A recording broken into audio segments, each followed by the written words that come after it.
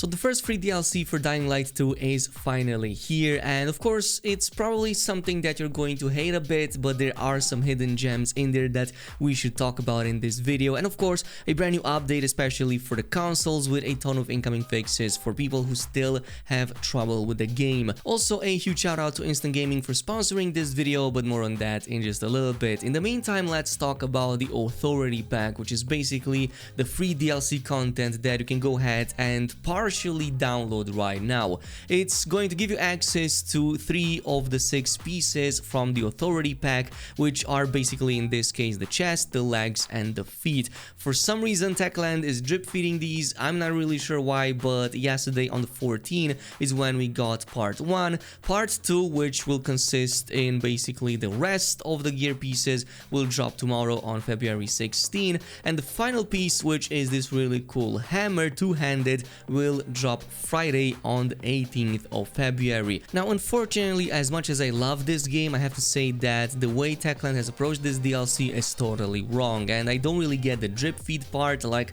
probably they're trying to keep people engaged for a little bit longer, but I would have personally preferred if the entire set was released all at once. It's just a few days, I guess. I would have totally overlooked that if the set was anything to speak of, but as it stands, it's just rare quality. Even if you're in the end game, you're not going to have it scale more than your current rank, which also means that it's going to immediately become obsolete, and this also makes me worried about future similar DLCs and content that they're planning to release. If you look at some of these stats in the game, I'm currently on my playthrough rank 6.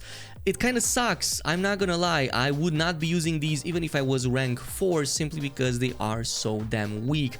They look amazing, which is why I recommend everybody to just keep them in your stash for the current time. Maybe in the future they will implement something like a transmog system, and maybe these skins will become unlockable and applicable to other gear pieces. But do you know what's not going to disappoint you? Yes, that's right, KhrazeGaming. I've been using them for years. They sell games at some of the cheapest prices you can find around. So if you also like gaming discounts, definitely check their website using my links down below. I'm also doing a giveaway right now with them for a free copy of Dying Light 2, but also literally any other game from the list of games on their website. Again, all links in the comments down below. But yeah, on Friday you also get this two-handed hammer, which I'm going to say, even though it's rare quality, I'm impressed, and I definitely think that this is the highlight of the entire set. It's extremely powerful, at least right before the end game. It just one-shots most enemies. It completely flings everybody away, almost as if you have a permanent fling mod that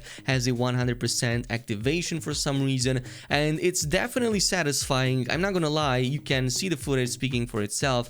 It's also amazing at some of the goons in the game and some of the higher, bigger enemies just taken down in a few shots, like way better than most of the other tools. The only thing I'm kinda like scared of is the fact that you won't be able to repair this with rare quality not having mod slots and specifically charm slots. So yeah, overall I think Techland definitely needs to go ahead and upgrade these. Now of course, if you want to get these items, you will have to download the free DLC, and to do so you kinda need to, well, link your account to techland.gg, which should be super easy if you follow the links. Once you're on the website, you should check out the events section right here, and you should notice that there's a Dying Light 2 event right here at the middle part of it, which is also going to show you exactly what you're going to get, as well as the links that you can follow for your own platform. If you're on Steam, it's going to bring you to this page with a free DLC that you can go ahead and download. And I would also pay attention to the main page of the game, since that's also going to give you another hint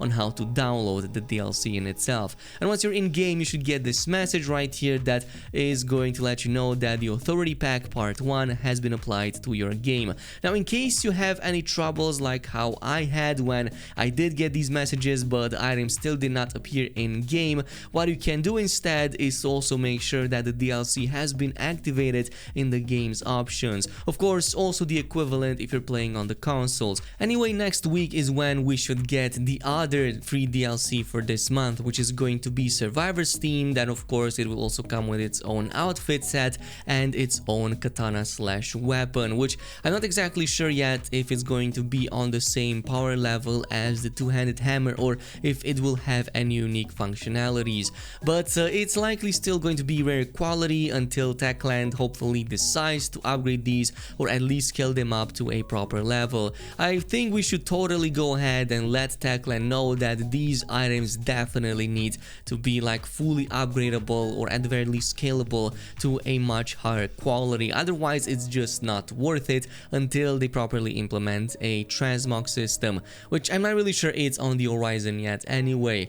Nonetheless, also starting next week we should see a bunch of other fixes and updates happening for Dying Light 2. The game still has some issues on the co-op. A lot of people are complaining about disconnects, which have been partially addressed already in previous updates, but it seems that Techland is working upon more of those. Also, the permanent death animation that seems to plague a lot of people's playthroughs are also taken into account and seem to have a high priority according to Techland's latest tweet, but obviously I also suggest reporting them to their support since it's going to make it easier and faster for them to identify this. But this is it. Thanks so much for watching, and I'll see you guys in the next video.